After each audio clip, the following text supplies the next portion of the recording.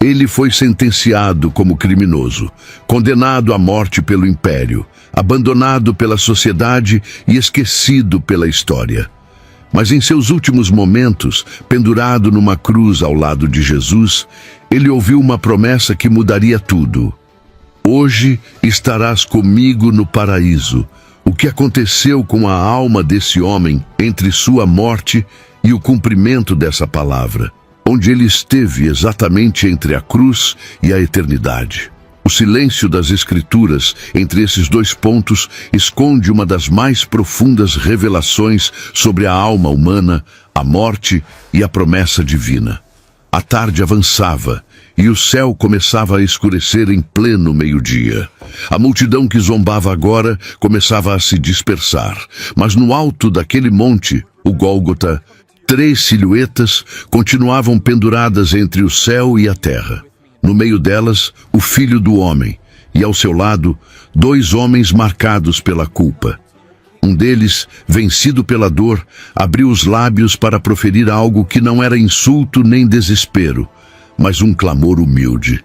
Lembra-te de mim quando entrares no teu reino. Essas palavras, registradas em Lucas, capítulo 23, versículo 42, atravessaram os séculos, carregadas de fé, arrependimento e súplica genuína. Era o retrato de uma alma que, mesmo em agonia, reconheceu a realeza de Jesus e o seu poder para salvar. O silêncio que se seguiu foi rompido por uma resposta que mudou o destino eterno daquele homem. Com voz firme, mas carregada de compaixão, Jesus disse: em verdade te digo que hoje estarás comigo no paraíso. A promessa foi feita ali, no meio da dor e da injustiça, revelando que nem mesmo a cruz era obstáculo para a graça divina. Essa declaração não foi apenas um consolo para um moribundo, mas uma revelação profunda sobre a natureza do reino de Deus. Jesus não prometeu livramento físico nem postergação da morte, mas garantiu algo infinitamente maior: presença com ele, ainda naquele mesmo dia. As palavras de Jesus foram diretas, sem espaço para dúvida. Hoje, não amanhã, não depois do juízo, mas naquele exato dia. Mas o que exatamente isso significava? A alma do ladrão seria imediatamente levada ao paraíso? Ou haveria algo mais entre a morte e esse destino glorioso? A declaração de Cristo tem provocado debates teológicos ao longo dos séculos, pois ela não apenas conforta, mas também desafia nossa compreensão do tempo e da eternidade. O que para os homens era o fim, para Jesus era o início de uma nova realidade espiritual. A certeza transmitida ao ladrão revela que, mesmo nos últimos instantes de vida, o arrependimento genuíno é ouvido por Deus. É notável que o ladrão não fez teologia, não passou por batismo, não demonstrou obras de justiça. Apenas reconheceu quem estava ao seu lado e clamou por lembrança. E essa lembrança foi transformada em salvação. A simplicidade do gesto revela a profundidade da misericórdia divina, uma misericórdia que ultrapassa formalidades religiosas e alcança o mais vil pecador em sua hora final. O diálogo na cruz se tornou não apenas um registro histórico, mas um modelo de como o arrependimento verdadeiro encontra resposta imediata no coração de Deus. Não há demora no perdão de Cristo, não há espera quando há rendição verdadeira. Aquele momento resume o Evangelho em sua essência mais pura. Um Salvador que oferece redenção completa, mesmo no apagar das luzes. O que parecia ser um fim vergonhoso se transformou numa entrada triunfal para a eternidade.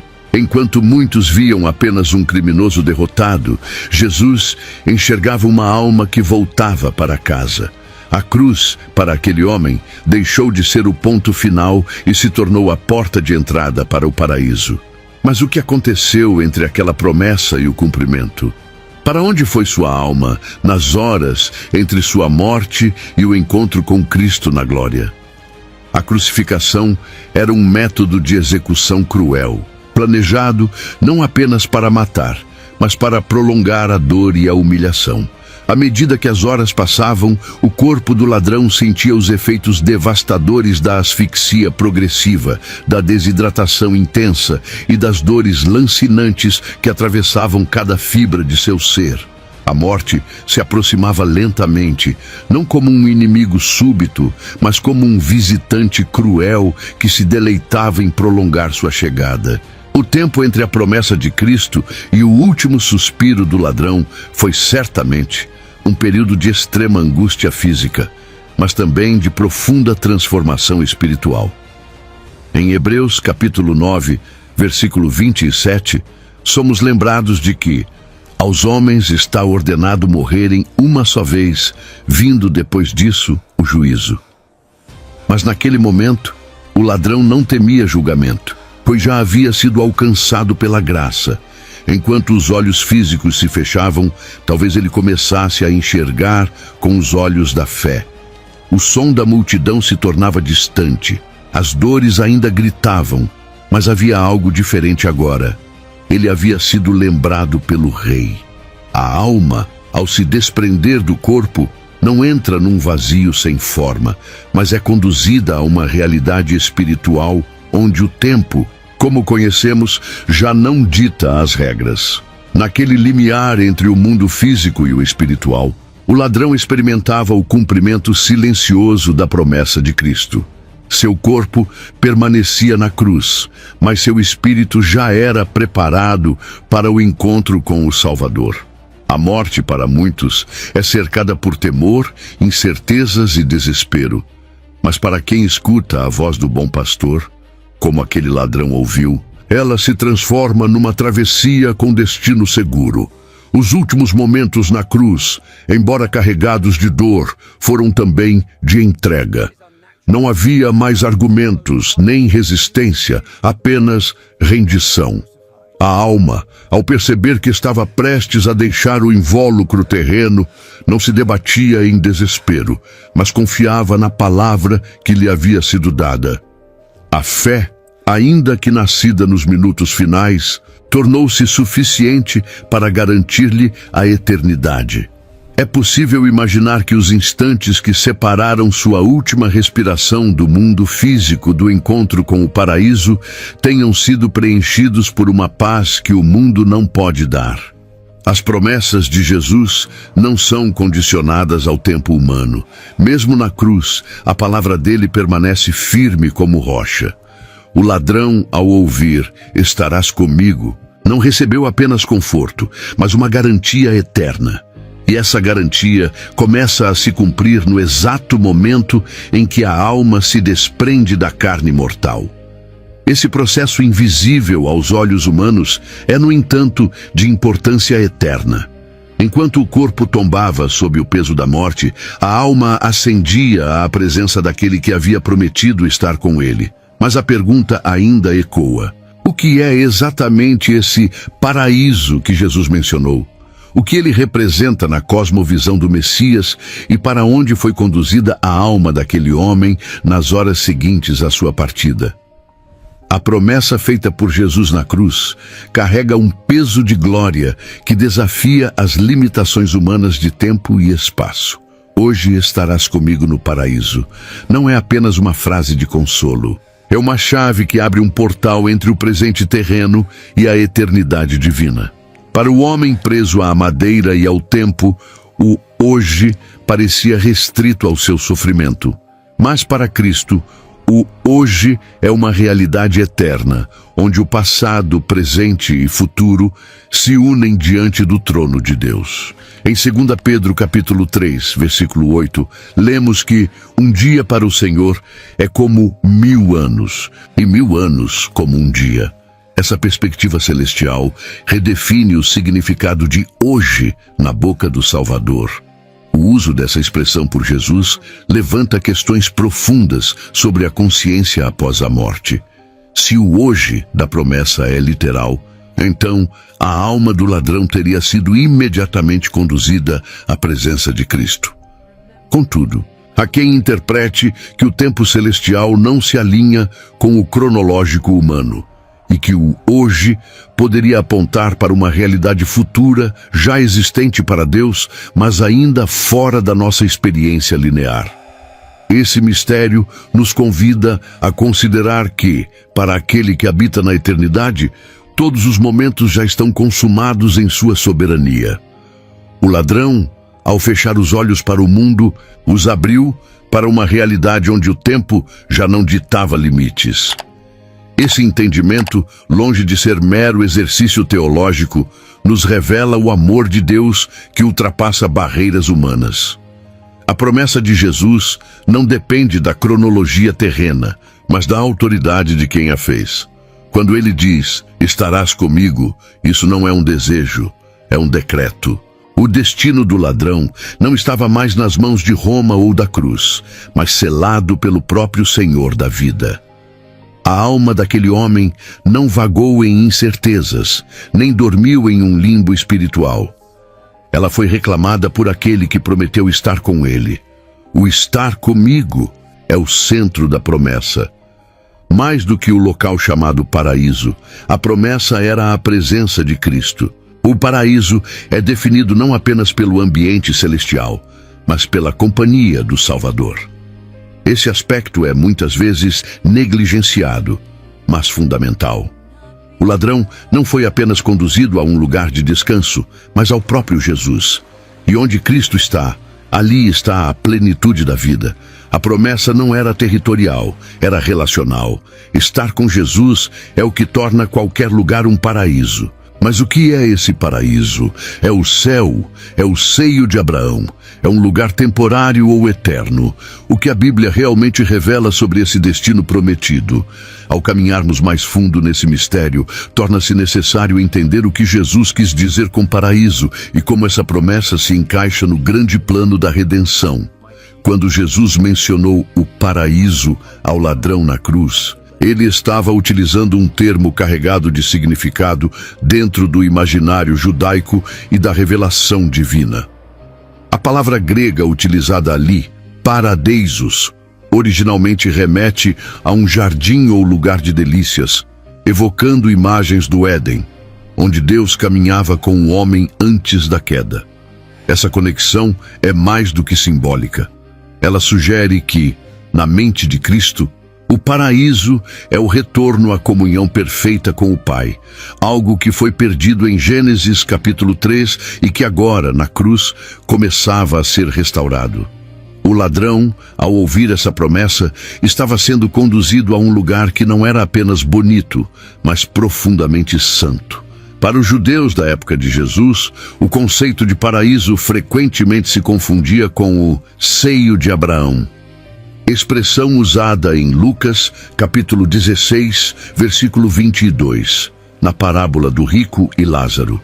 Era entendido como um lugar de repouso das almas dos justos que aguardavam a ressurreição. Entretanto, quando Jesus usa esse termo, ele o eleva para além da espera. O paraíso se torna não apenas um local intermediário, mas um ambiente onde a presença dele é real e imediata.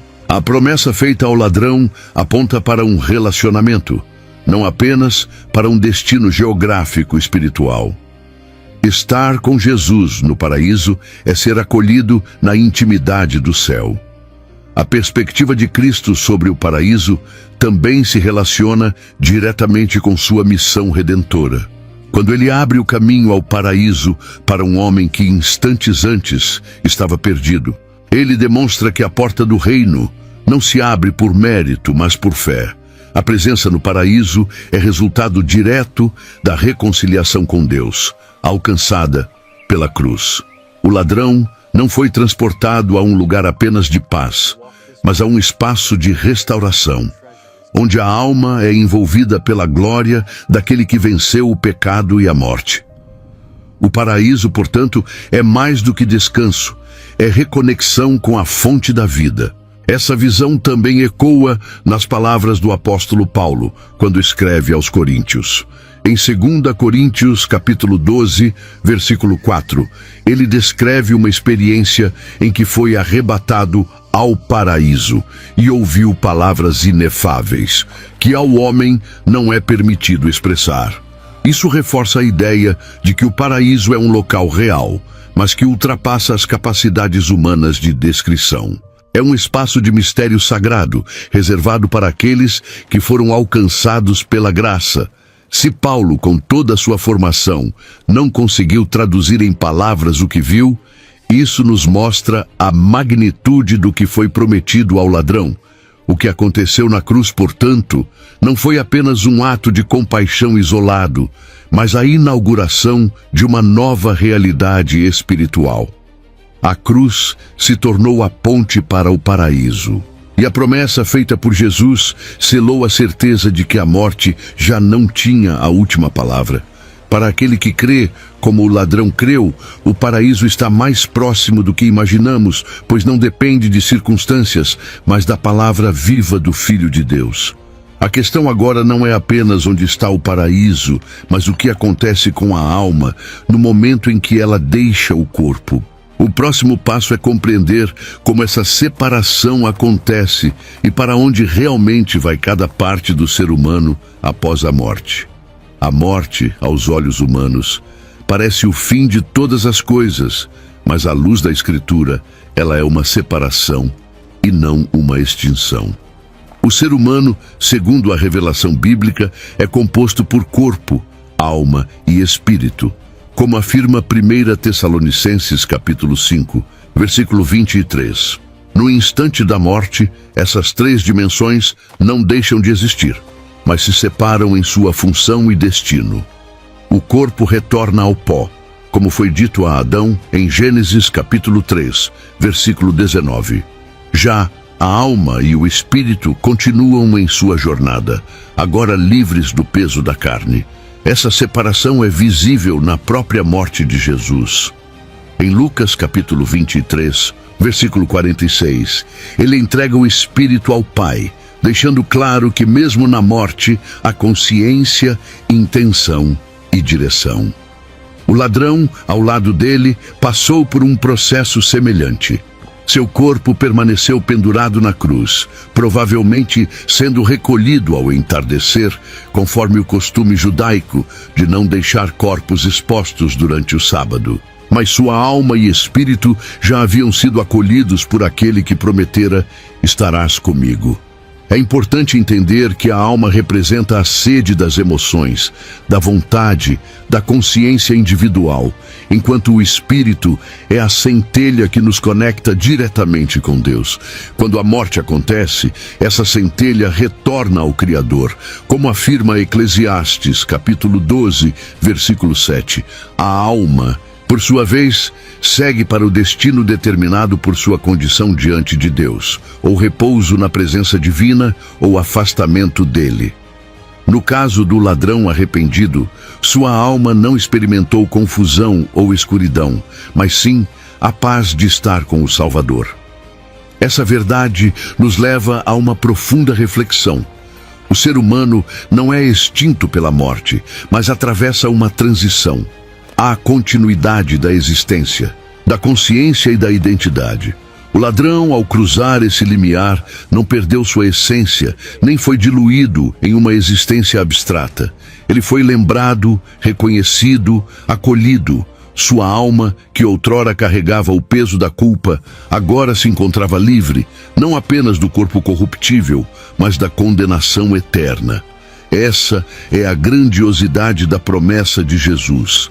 Ela age imediatamente no espírito, resgata a alma e um dia restaurará o corpo. Essa separação, no entanto, não é definitiva em todas as suas partes. A Bíblia anuncia que haverá uma ressurreição do corpo que será glorificado para aqueles que estão em Cristo. O ladrão que morreu naquela cruz um dia se levantará com um corpo incorruptível, como descreve 1 Coríntios capítulo 15, versículo 52. Mas até que esse dia chegue, sua alma e espírito desfrutam da presença de Deus, como sinal de que a promessa de Jesus não é simbólica, mas real, eficaz e eterna. Ainda assim, muitos questionam se a alma realmente permanece consciente nesse estado. Será que ela dorme até a ressurreição, ou há plena percepção já no instante da morte? A ideia do sono da alma tem sido debatida ao longo dos séculos, sustentada por algumas interpretações que veem na metáfora do sono uma referência literal ao estado inconsciente após a morte. Em João capítulo 11, versículo 11, por exemplo, Jesus diz que Lázaro dorme e que ele vai despertá-lo. No entanto, o próprio texto segue explicando que Jesus falava da morte de Lázaro e que os discípulos não haviam compreendido. Isso mostra que o sono frequentemente é usado como figura de linguagem para a morte do corpo e não necessariamente como um estado de inconsciência da alma. A Escritura apresenta diversas evidências de consciência após a morte. No relato de Lucas, capítulo 16, o rico e Lázaro estão plenamente conscientes em seus destinos após a morte. Lázaro é consolado no seio de Abraão, enquanto o rico experimenta tormento, ambos com plena percepção de si e do outro. Esse texto, embora parábola, não apresenta qualquer indício de que suas descrições sejam meramente simbólicas ou inverossímeis. Ao contrário, Jesus utiliza essa narrativa para ensinar verdades profundas sobre o pós-morte, inclusive a responsabilidade moral e a impossibilidade de mudança de destino após a morte. Além disso, quando Jesus declara que o ladrão estaria com ele no paraíso hoje, a natural leitura do texto implica imediatismo e consciência. O consolo de estar com Cristo não teria sentido algum se não houvesse percepção dessa presença. Paulo também afirma em Filipenses, capítulo 1, versículo 23, que o partir e estar com Cristo é muito melhor, revelando a expectativa de uma experiência consciente e gloriosa com o Senhor após a morte. A esperança do crente não está em um sono inconsciente, mas em um encontro vívido com o Salvador.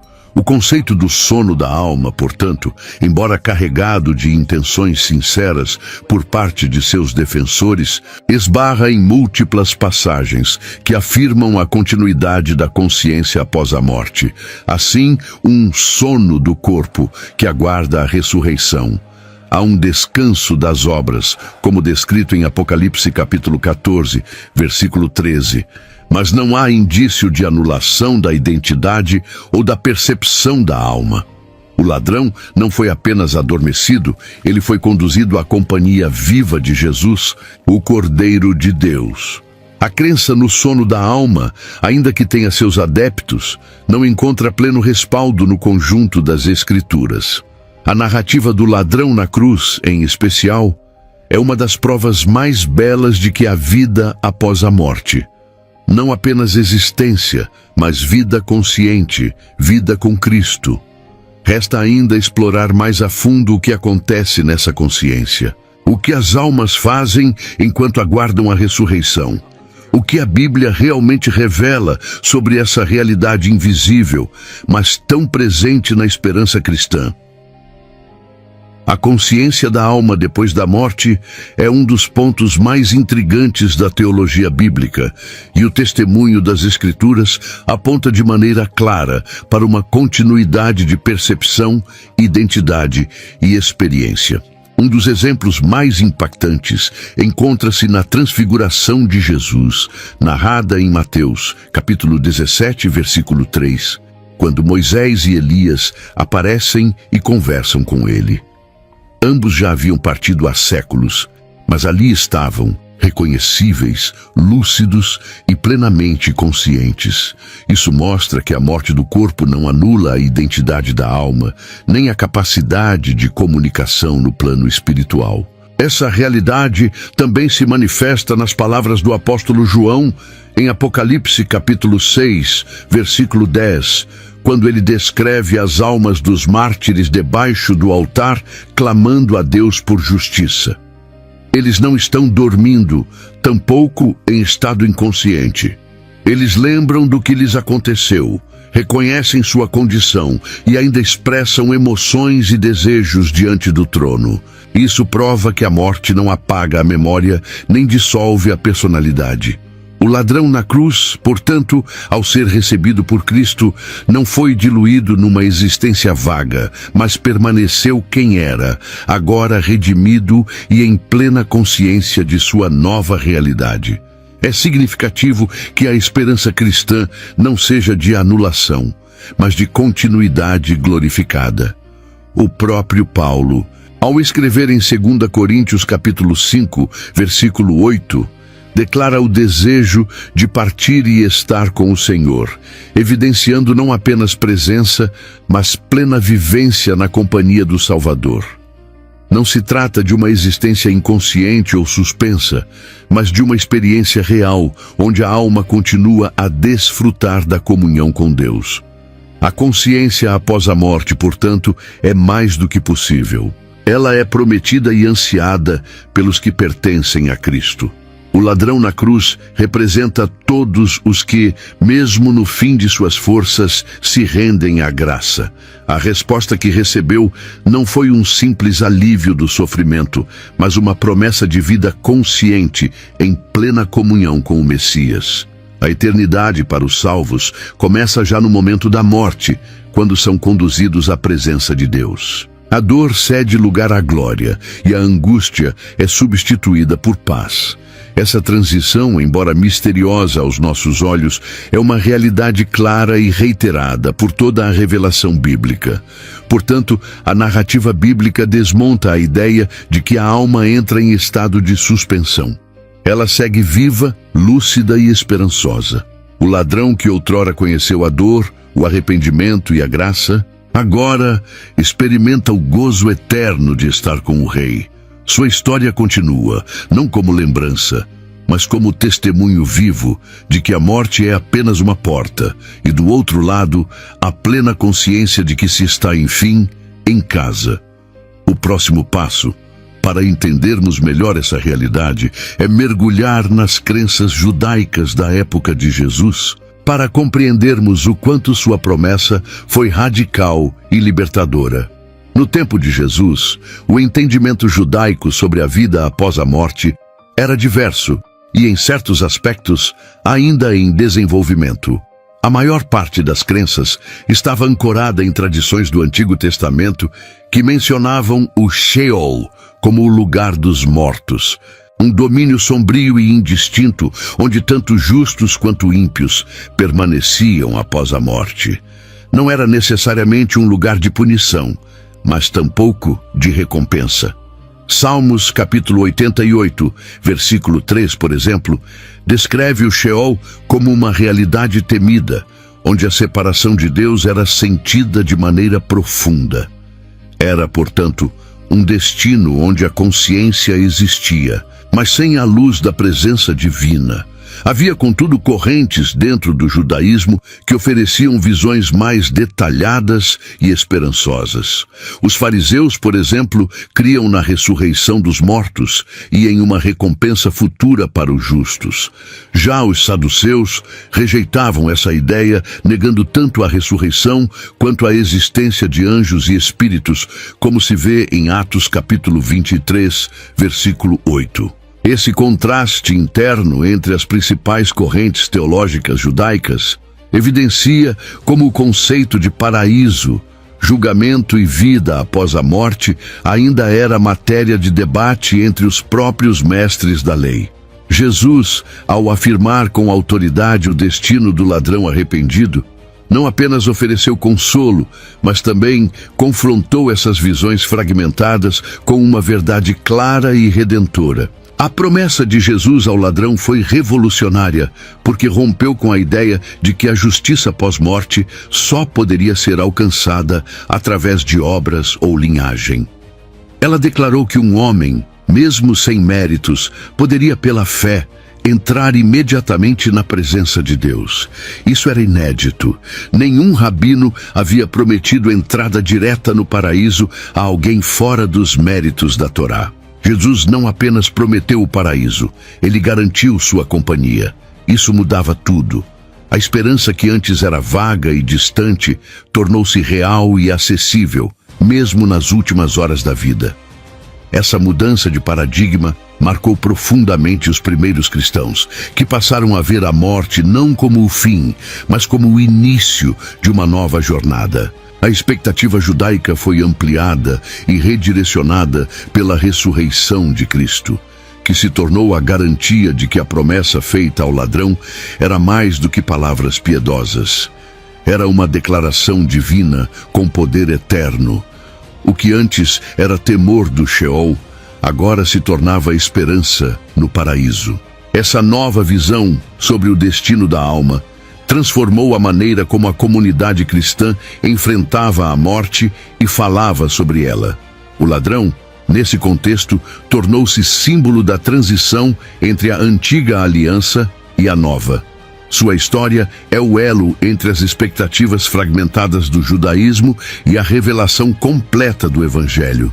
O que ele ouviu da boca de Jesus não foi apenas para ele, mas para todos os que, como ele, reconhecem sua miséria e se lançam à misericórdia de Deus.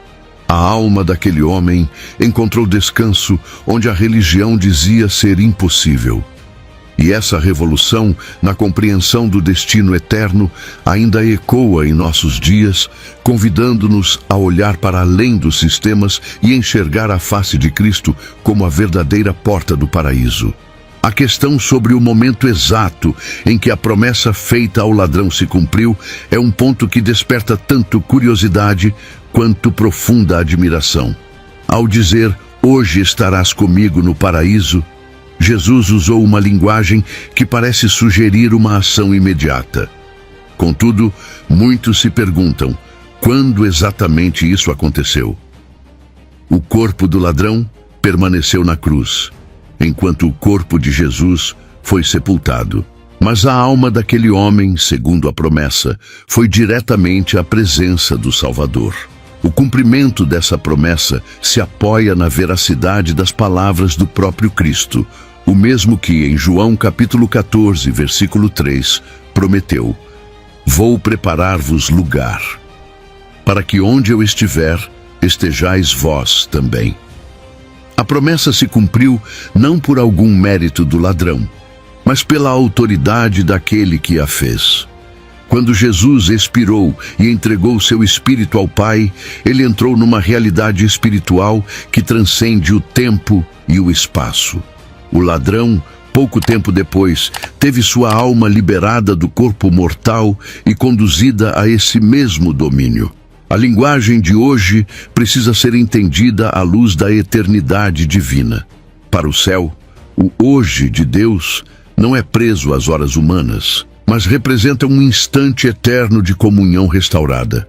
Esse cumprimento imediato também é sustentado pela teologia paulina. Em Filipenses capítulo 1, versículo 23, Paulo expressa seu desejo de partir e estar com Cristo, evidenciando que não há intervalo vazio entre a morte e a presença com o Senhor. Essa compreensão confirma que o ladrão, ao exalar seu último suspiro, foi imediatamente acolhido na presença do Rei. O que para os olhos humanos era apenas morte, para o céu foi recepção de uma alma salva pela fé. O que o mundo viu como fracasso, Deus celebrou como redenção. Ainda mais marcante é perceber que Jesus, mesmo em sua própria agonia, dedicou atenção a um homem que socialmente era desprezível. A promessa foi feita no limite da existência terrena e ainda assim foi cumprida com exatidão. Isso revela que a palavra de Cristo não está limitada por condições externas ou por circunstâncias adversas. O paraíso foi aberto para um homem sem passado de justiça, mas com um presente de fé. A eternidade começou para ele no instante em que creu, mostrando que Deus não atrasa suas promessas, mesmo quando tudo parece ruir. O momento do cumprimento da promessa é um marco de esperança para todos nós. Ele ensina que ao fechar os olhos para este mundo, os filhos de Deus não entram num vácuo espiritual, mas são acolhidos pelo amor eterno do Pai. O ladrão, que foi crucificado por seus crimes, agora vive na glória por causa de uma promessa. Isso muda nossa perspectiva da morte e nos convida a considerar o quanto confiamos na palavra de Cristo. A alma dele encontrou seu destino final naquele hoje eterno. Mas como o tempo humano e o tempo divino se encontram nessa realidade? Essa é a próxima pergunta que a história nos conduz a explorar. A expressão "hoje estarás comigo no paraíso" carrega, além da promessa em si, uma complexidade que desafia nossa compreensão sobre o tempo. O tempo humano é linear, cronológico, marcado por segundos, minutos, dias e anos. Vivemos de maneira progressiva, presos à contagem ininterrupta do relógio. Porém, Deus não está limitado por esse mesmo fluxo temporal. Ele opera em um eterno agora, onde passado, presente e futuro coexistem sob sua soberania. Em Salmos capítulo 90, versículo 4, está escrito que 1000 anos aos teus olhos são como o dia de ontem que passou e como a vigília da noite. Isso nos ajuda a entender que o hoje de Jesus na cruz carrega um peso que vai além da experiência terrena. Na eternidade, as categorias temporais não possuem a mesma rigidez. Quando Jesus fala em hoje, ele pode estar se referindo a um momento que, em nossa linha do tempo, ainda parece futuro, mas que, na realidade celestial, já está consumado. O ladrão, ao ouvir essa palavra, foi inserido numa nova dimensão onde o tempo deixou de ser um limitador. Para ele, o hoje foi o instante da transição, o momento em que a promessa divina cruzou o limite da carne e o conduziu à presença gloriosa do Senhor. E isso não se dá por uma suspensão da realidade, mas por uma transformação profunda no modo como essa realidade é vivida. Jesus, como Filho de Deus, fala com autoridade eterna. Ele não especula, ele decreta. Quando promete o hoje, ele não está apenas confortando, mas revelando que a obra da salvação é eficaz e imediata. A eternidade invade o tempo na cruz. O céu toca a terra e o improvável torna-se possível. O hoje de Cristo é o hoje da fé, o hoje da salvação, como também descrito em Hebreus capítulo 4, versículo 7, Hoje, se ouvirdes a sua voz, não endureçais o vosso coração. É um convite contínuo à rendição imediata, uma urgência espiritual que não pode ser adiada. Essa compreensão também nos desafia a enxergar nossa jornada sob uma ótica eterna. O tempo de Deus não nos aprisiona, Ele nos liberta. Ao vivermos com a consciência de que nosso tempo é breve, mas a eternidade é real, somos levados a valorizar cada instante como oportunidade de nos alinhar com a vontade divina. O ladrão, em poucos minutos, percorreu uma jornada que muitos não experimentam em toda a vida. Ele transitou da perdição à presença de Deus porque creu, e seu hoje se tornou eterno. Compreender essa diferença entre o tempo humano e o tempo divino não apenas nos ajuda a entender a promessa feita na cruz, mas também fortalece nossa esperança. Quando o Senhor fala, suas palavras se cumprem sem atraso. O ladrão creu numa promessa que parecia impossível diante da dor, mas encontrou no hoje de Deus o início de uma eternidade com Cristo. Essa realidade nos conduz à próxima pergunta inevitável. O que acontece com o espírito humano nesse momento? Ele realmente retorna imediatamente a Deus? A morte marca o instante em que o corpo humano deixa de funcionar, mas para o espírito representa o retorno à sua origem. Desde os primórdios, a Escritura afirma que Deus é o doador do espírito. Em Eclesiastes capítulo 12, versículo 7, está escrito que o pó volte à terra como era, e o espírito volte a Deus, que o deu. Essa declaração não é simbólica, mas profundamente literal e espiritual. Quando a vida termina, O espírito humano, a centelha da divindade em nós, é recolhido por Deus. No caso do ladrão, essa realidade se cumpriu com a promessa de Jesus.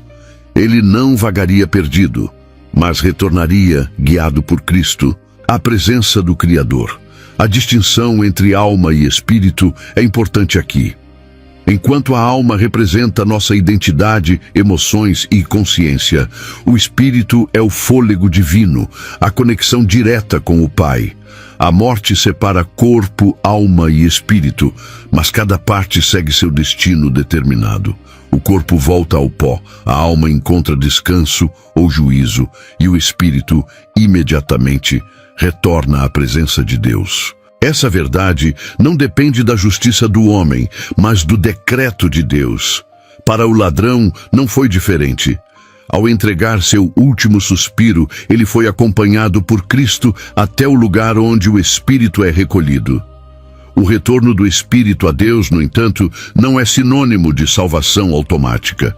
A diferença está em como esse retorno acontece, com reconciliação ou com separação.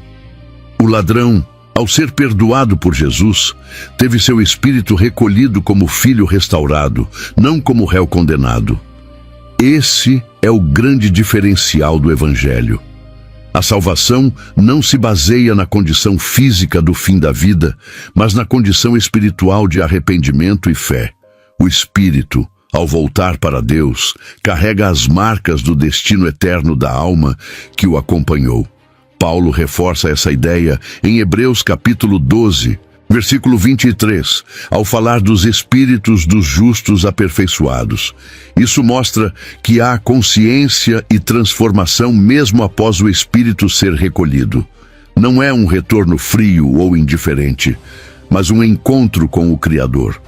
O ladrão da cruz, que outrora viveu à margem da sociedade, agora se encontrava na presença daquele que o criou. Não para ser julgado, mas para ser acolhido. Essa transição, embora invisível aos olhos humanos, foi testemunhada pelo céu inteiro. Essa perspectiva nos leva a compreender que a morte não interrompe a jornada do ser humano, ela a transforma. O espírito, ao deixar o corpo, não se perde, mas é conduzido de volta à origem. O ladrão, que passou a vida fugindo da lei dos homens, encontrou redenção ao se entregar à justiça divina. Seu espírito, restaurado pela fé em Cristo, não enfrentou trevas nem confusão, mas foi recebido com honra por aquele que prometeu nunca rejeitar os que a ele se achegam. Essa certeza nos abre o caminho para explorar como os apóstolos entenderam e ensinaram essa realidade nas igrejas do primeiro século. As cartas apostólicas oferecem um rico panorama sobre o entendimento da morte e da eternidade à luz da obra redentora de Cristo. Quando Paulo escreve sobre a esperança dos crentes, ele frequentemente aponta para a certeza de uma vida imediata com o Senhor após a morte. Em 2 Coríntios, capítulo 5, versículos 6 a 8, ele afirma que habitar no corpo é estar ausente do Senhor, e que preferia partir e estar com o Senhor. Essa declaração ecoa diretamente a promessa feita ao ladrão na cruz, validando que a experiência dele não foi isolada, mas o padrão para todos os que morrem em Cristo. Além de Paulo, Pedro também aborda a realidade da morte com convicção e esperança. Em 1 Pedro capítulo 1, versículo 4, ele fala de uma herança incorruptível, incontaminada e que não murcha, reservada nos céus. Essa herança, segundo os apóstolos, não está distante ou inalcançável, mas preparada para ser recebida no tempo de Deus. A experiência do ladrão, portanto, se encaixa perfeitamente nesse cenário de bênção celestial, aguardando os redimidos. Não há contradição entre o que Jesus prometeu e o que os apóstolos ensinaram. Pelo contrário, há harmonia e confirmação. O ensino apostólico também enfatiza que essa nova vida não depende de méritos humanos. Em Tito capítulo 3, versículo 5, Paulo declara que fomos salvos não por obras de justiça que houvéssemos feito, mas segundo sua misericórdia. Isso coloca o ladrão como exemplo perfeito dessa verdade. Ele não teve tempo para demonstrar frutos, obras ou serviço. Teve apenas um momento de fé sincera, e isso foi suficiente. Os apóstolos reforçam que a salvação é pela graça, mediante a fé, e não por obras. O que aconteceu com aquele homem na cruz confirma com vividez tudo o que mais tarde seria doutrinado nas igrejas. Outro ponto relevante é a perspectiva de glorificação futura. Ainda que o espírito e a alma estejam com o Senhor, os apóstolos ensinavam que o corpo será transformado na ressurreição. Isso significa que o ladrão está no paraíso em sua dimensão espiritual, mas também aguarda o dia em que receberá um corpo glorificado, conforme descrito em 1 Coríntios, capítulo 15, versículo 52. Essa visão completa da redenção, espírito, alma e corpo, revela a profundidade do plano divino, que começou a se cumprir ainda na cruz.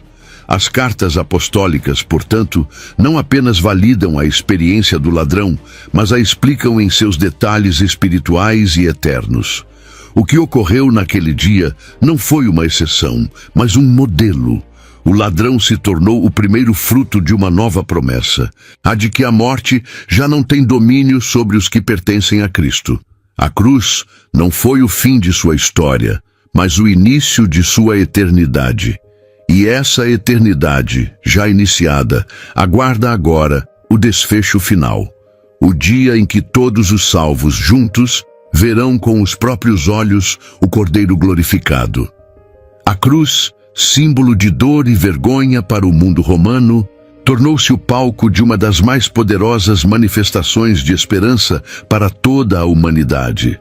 Ali, entre gemidos, sangue e zombarias, nasceu a certeza de que nenhum momento é tarde demais para encontrar redenção.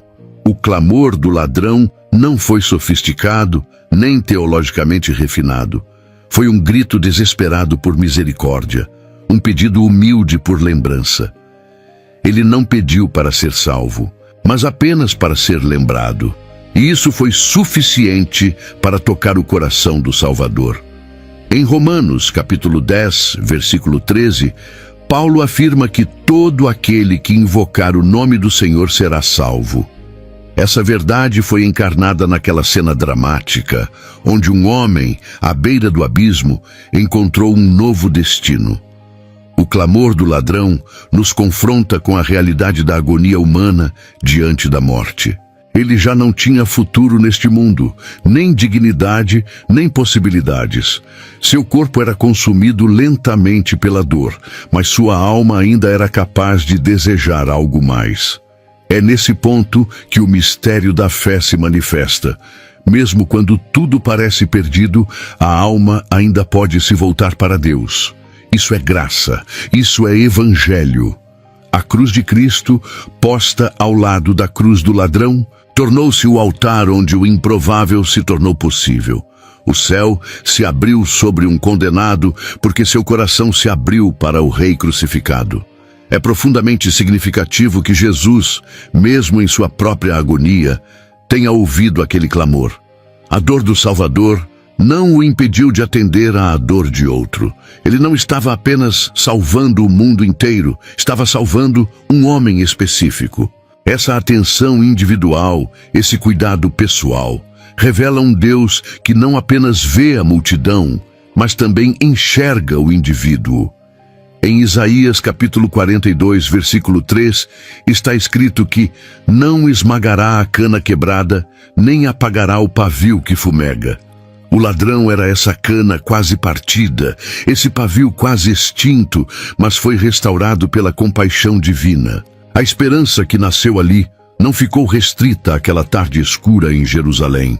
Ela ecoa até hoje, alcançando cada pessoa que, mesmo em seus últimos instantes, decide clamar por misericórdia. Não há profundidade de pecado que a graça não possa alcançar, nem miséria humana que o amor de Cristo não possa redimir. O ladrão nos lembra que, mesmo no fim, há espaço para recomeçar, não nesta vida, mas na eternidade. Seu clamor foi sua confissão de fé, e sua resposta foi a mais bela promessa já feita a um pecador: estarás comigo. A cruz do ladrão não foi apenas um instrumento de morte, mas o meio pelo qual ele foi conduzido à vida. A agonia daquele momento foi real, mas não foi a última palavra. A esperança brilhou entre os espinhos, e o clamor do arrependido encontrou resposta no coração do Redentor. Essa cena nos leva a refletir sobre algo ainda mais profundo. Se o ladrão foi salvo ali, ele também foi julgado ali? Ou ainda há um julgamento futuro reservado para ele? A resposta a essa pergunta nos conduz ao próximo passo dessa jornada espiritual. A Bíblia é clara ao afirmar que aos homens está ordenado morrer em uma só vez, vindo depois disso o juízo, conforme Hebreus, capítulo 9, versículo 27.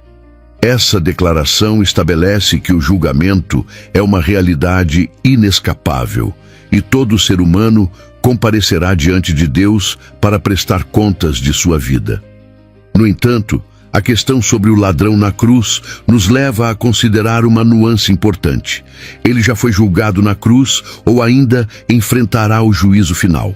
A resposta bíblica aponta para uma distinção entre o julgamento dos salvos e o dos perdidos. O ladrão arrependido, ao confessar sua fé em Jesus, passou pelo único julgamento que importa para a salvação: o julgamento da cruz. Ali, em um ato de rendição, ele reconheceu sua culpa e confiou no único que poderia absolvê-lo. Em João capítulo 5, versículo 24, Jesus afirma: quem ouve a minha palavra e crê naquele que me enviou, tem a vida eterna e não entrará em condenação, mas passou da morte para a vida. O ladrão, portanto, foi justificado ali mesmo. Sua sentença de condenação foi cancelada e ele entrou na vida eterna antes mesmo de seu corpo ser retirado da cruz. Isso não significa, porém, que o ladrão está isento de comparecer diante de Cristo. A Escritura fala de um tribunal para os salvos, o tribunal de Cristo, onde as obras de cada um serão avaliadas, não para condenação, mas para recompensa. Em 2 Coríntios capítulo 5, versículo 10, Paulo escreve: porque todos devemos comparecer ante o tribunal de Cristo. O ladrão comparecerá sim, mas não como réu, e sim como redimido. Seu julgamento já foi decidido na cruz, mas suas obras, ou mesmo o ato de fé final, serão reconhecidos como expressão de sua fé viva. É fascinante perceber que, mesmo com tão pouco tempo, o ladrão deixou um legado eterno. Seu testemunho, registrado por Lucas, tem inspirado milhões de corações ao longo da história. E no tribunal de Cristo, isso certamente será contado como fruto de sua fé. Ele não teve tempo para evangelizar ou servir, mas seu breve momento de fé na cruz se tornou uma pregação eterna. Isso mostra que o julgamento para os salvos não é uma ameaça, mas um reconhecimento. É o momento em que o rei honra aqueles que confiaram em sua promessa. Portanto, o ladrão foi julgado, sim, mas foi julgado na cruz, onde a justiça de Deus e a misericórdia se encontraram. Sua condenação foi levada por Jesus e sua culpa foi apagada pela graça. O que resta agora é a glória. E ao pensarmos nessa glória, somos levados a imaginar o que se passou entre aquele último suspiro na cruz e a entrada triunfal na eternidade. O que aconteceu com sua alma nesse intervalo sagrado? É o que exploramos no desfecho desta jornada. A alma do ladrão, assim que deixou o corpo, iniciou uma jornada que os olhos humanos jamais puderam contemplar. Não há descrição bíblica exata do que ele viu ou sentiu naquele instante, mas o silêncio que envolve esse intervalo entre a cruz e o paraíso é carregado de significado espiritual. É um silêncio que fala, um silêncio que acolhe a alma ferida e a conduz pelos corredores da eternidade até os braços de Cristo. Em Apocalipse, capítulo 7, versículo 17, lemos que o Cordeiro os apacentará e os guiará às fontes das águas da vida.